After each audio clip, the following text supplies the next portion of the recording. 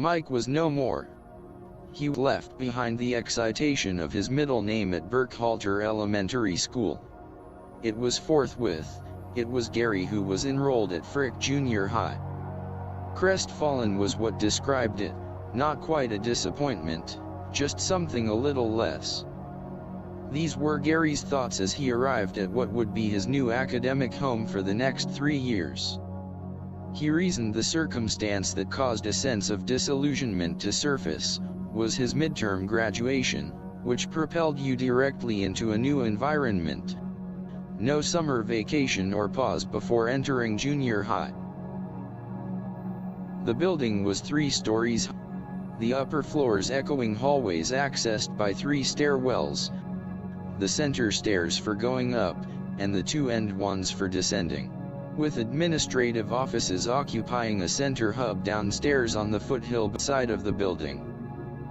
The facility also sustained a full-service cafeteria, auditorium, orchestra room, mechanical drawing wood shop, sheet metal, and forge vocational shops. A large partitioned gymnasium area separating the boys from the girls for intramural indoor sports, and a small array of portable classroom buildings. The educational structure with its manicured lawn, set back a distance from the Foothill Boulevard thoroughfare, with the 64th Avenue side of the school displaying the shops and gym. Also with a black top, large tennis practice backboards, and an array of basketball backboards with hoops. The remainder of the voluminous 2-city square block domain consisted of baseball backstops and dirt flag football playing areas. Gary estimating the low 7 class size close to 150 students, with the rest of the student body classes much the same, making the total enrollment at Frick plus or minus 900 students. He wasn't alone that first morning. His friends Don, already a June 7th grader, and Hank in the low 8th, directing him to the posted homeroom assignment lists before going their separate ways. Gary soon discovering he was in Mrs. Bigelow's homeroom class in one of the portable buildings. Most of the faces surrounding him were no longer the familiar ones that he saw every school day for the last 6 years at Burckhalter. A new experience, a locker assignment, a home for the books, and since the boys didn't dress for gym, just the girls, a place for the needed gym class tennis shoes. His subjects consisted of English, social studies, art, mechanical drawing wood shop, arithmetic, and PE, each in a different classroom and a different teacher for each subject. One of the first things Gary experienced was how fast the school day would elapse in comparison to sitting in one elementary classroom with one teacher for a lingering day. His school day at home starting no different from the past, awakened to the voice of his mother's normal morning epitaph, "If you want any breakfast you better get a move on." That's where similarities parted. No longer was walking to school an option, or even mounting his bike, considering the hills and the distance. Frick Junior High was 35 blocks or 3.5 miles by bus route, making bus transportation a necessity.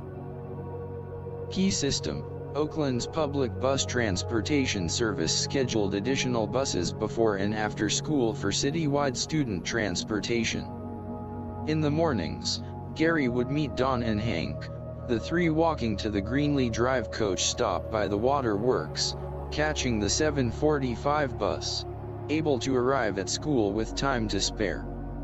On many occasions he would leave earlier, his dad dropping him off on the way to work, enabling him to check out a ball from the early arrival of physical ed instructor Mr. Tabor.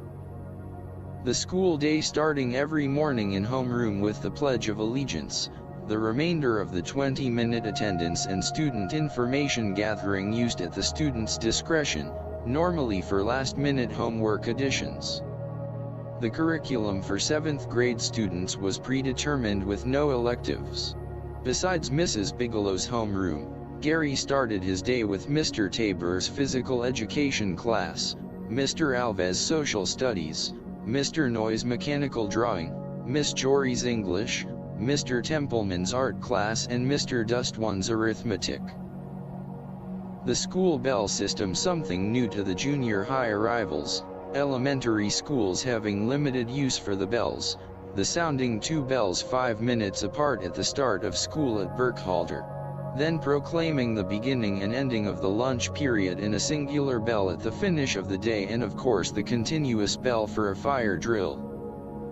The junior high bell system similar, a 2-bell system, announcing the beginning and end of each classroom period, the students having 5 minutes between classes to get to their lockers before the sounding of the next bell.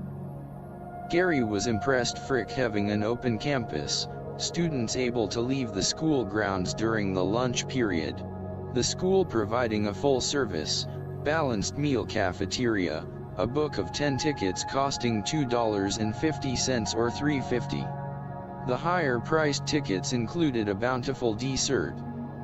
Across the street from the school on Foothill Boulevard were 2 student drawing establishments.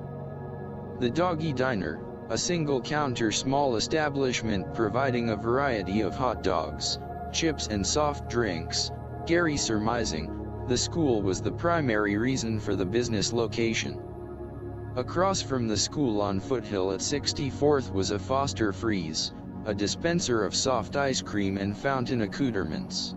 Gary, when not frequenting the cafeteria, finding a chili dog from the diner and a root beer float from Foster's a fulfilling treat for a 7th grader. Gary becoming comfortable with his new surroundings, a new experience, new name, new school, new teachers, new curriculum, new friends, and the beginning of a new journey on the road of life.